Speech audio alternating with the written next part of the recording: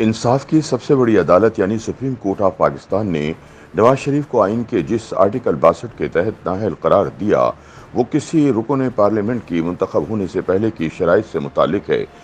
यानी ये आर्टिकल नवाज शरीफ जैसे उन अरकान असम्बली पर लागू नहीं हो सकता जो मुंतखब होकर ऐवान में पहुंच चुके होते हैं। लेकिन हैरत अंगेज तौर पर इस्टेब्लिशमेंट के दलालों ने फिर भी एक मुंतखब वज़ीर आज़म को आर्टिकल 62 के तहत ताहयात नाअहल करार दे दिया।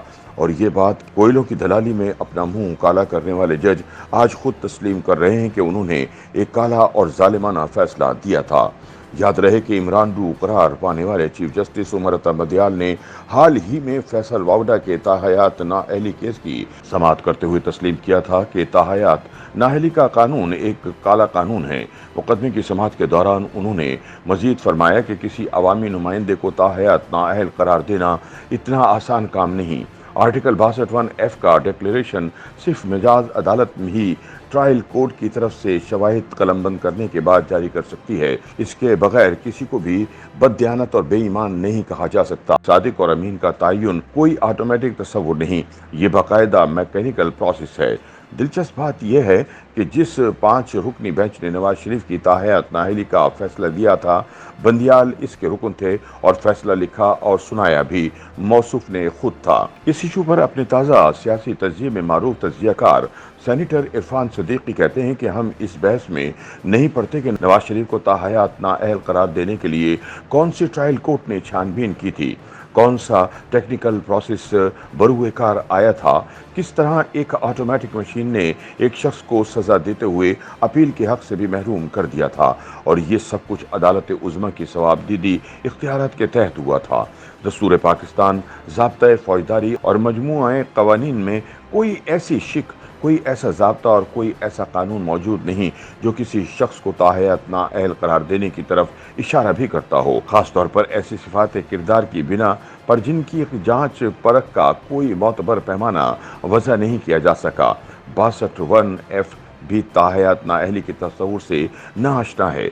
दिलचस्प बात यह है कि आर्टिकल 62 और इसकी तमाम झैली शिकों का ताल्लुक मुंतखब होने से कबल किसी उम्मीदवार की शराइत अहलियत से है।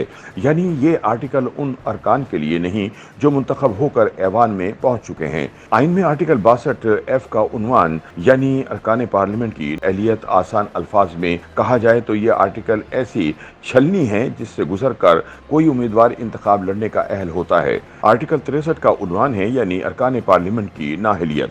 दोनों शिकें वाज़े तौर पर बताती हैं कि एक का ताल्लुक क़ब्ल अज़ इंतखाबात के मरहले से है और दूसरे का बाद अज़ इंतखाब से है।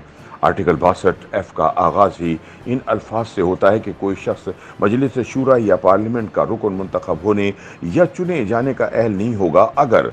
इसी तरह आर्टिकल 63 का आगाज़ यूँ होता है कि कोई शख्स मजलिस शूरा के रुकन के तौर पर मुंतखब होने या चुने जाने और रुकन रहने के लिए नाअहल होगा अगर। इरफान सदीकी कहते हैं कि आइन के अल्फाज और इनकी रूह को देखा जाए तो आर्टिकल 62 की किसी झैली शिक के तहत किसी रुकन पार्लियामेंट को नाअहल नहीं किया जा सकता। इसलिए आपको आर्टिकल 63 से रुजू करना पड़ेगा जो मजलिस शूरा में मौजूद अरकान की नाअहलियत से बहस करता है। अब आइए 62(1)(f) की तरफ, जिसका तर्जुमा आइन में यूं किया गया है कि कोई शख्स मजलिस शूरा या पार्लियामेंट का रुकन मुंतखब होने या चुने जाने का अहल नहीं होगा अगर वो समझदार, पारसा ना हो और फासिक हो, ईमानदार और अमीन ना हो और अदालत ने इसके बरक्स करार ना दिया हो। इस शिक में सिर्फ 2 बातों का जिक्र है, मुंतखब होने या चुने जाने। इसका मफहूम किसी इबाहम के बगैर वाज़े कर रहा है कि इसका ताल्लुक क़ब्ल अज़ इंतखाब उम्मीदवार की अहलियत से है।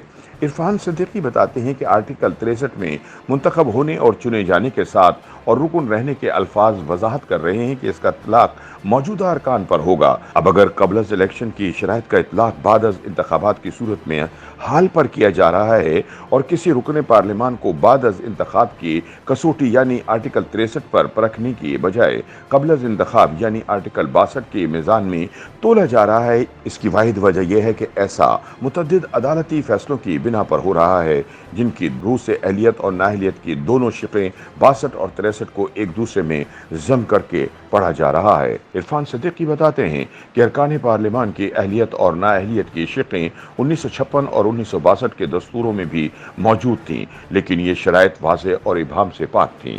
انہیں کسی عدالتی تعویل یا تعبیر کی حاجت نہ تھی۔ 1973 کے آئین میں بھی اہلیت اور نااہلیت کی وہی شقیں رکھی گئیں، لیکن بدبخت جنرل ضیاء الحق نے احیاء آئین 1973 کے فرمان مجریہ 1985 کے تحت آئین کی 67 آرٹیکلز اور 280 ذیلی شقوں میں ترمیم کر دی۔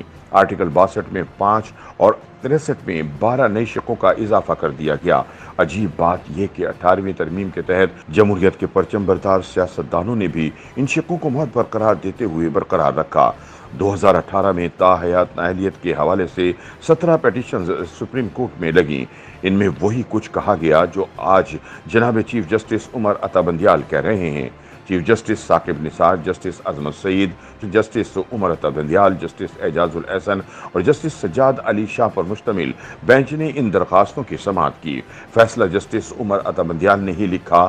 انہوں نے خود عدالت میں یہ بھونڈا فیصلہ پڑھا اور قرار دیا کہ آرٹیکل 62(1)(f) کے تحت کسی بھی رکن پارلیمان یا عوامی عہدیدار کی نااہلیت مستقبل میں ہمیشہ کے لیے ہوگی۔ اس حکم نامے سے صاف ظاہر ہے کہ آئین، قانون یا 62(1)(f) کے تحت تاحیات نااہلی کا پہلے سے کوئی تصور موجود نہیں تھا اور عمر بھر کی نااہلی خود عدالت عظمیٰ نے کشید کی۔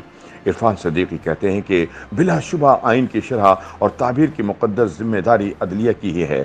عدلیہ کے جج صاحبان کو اپنی دانش اور بصیرت بروئے کار لاتے ہوئے یہ رہنمائی کرنی چاہیے کہ 62(1)(f) کے تحت طے کی گئی صفات کا تعین کس طرح کیا جائے، کس پیمانے پر جانچا جائے کہ کوئی شخص کتنا سمجھدار، کس کسوٹی پر پرکھا جائے کہ کون کس قدر پارسا۔ سچ یہ ہے کہ ماضی بعید اور خاص طور پر ماضی قریب میں عدالتی فیصلوں نے آئین اور قانون کی گتھیاں سلجھانے کے بجائے الجھاتی ہیں۔ 62(1)(f) کو بھی قابل نفاذ بنانے کی مخلصانہ کاوش کے بجائے مزید پیچیدہ اور متنازع بنا دیا گیا۔ حال ہی میں چیف جسٹس عمر عطا بندیال نے ایک پرانے فیصلے سے رجوع کرتے ہوئے قرار دیا کہ جج کسی بھی وقت اپنی پرانی رائے بدل سکتا ہے۔ اس اصول کے تحت عدلیہ کو وسیع مراجعت کا اہتمام کرنا ہوگا۔ اگر کسی فرد نامطلوب کو نمونہ عبرت بنانا ہی مقصود اولا ٹھہرے، آئین اور قانون کی تشریح اسی نظریہ عدل کے تحت کی جائے، بات نہ بنے تو بلیک لا ڈکشنری کو بروئے کار لایا جائے تو اچھا خاصا گورا چٹا قانون بھی کالا قانون بن جاتا ہے اور اس کی کوکھ سے صرف کالے فیصلے ہی جنم لیتے ہیں۔ YouTube پر گوگلی نیوز دیکھنے کے لیے youtube.com کی سرچ بار میں googly news T V type کریں۔ گوگلی نیوز کے پیج پر سرخ رنگ کے سبسکرپشن والے بٹن پر کلک کرنا نہ بھولیے۔ YouTube پیج پر اپلوڈ ہونے والی ویڈیوز سے باخبر رہنے کے لیے بیل آئیکن پر کلک کیجیے۔ آپ کو ہر نئی ویڈیو کے بارے میں نوٹیفیکیشن موصول ہو جائے گا۔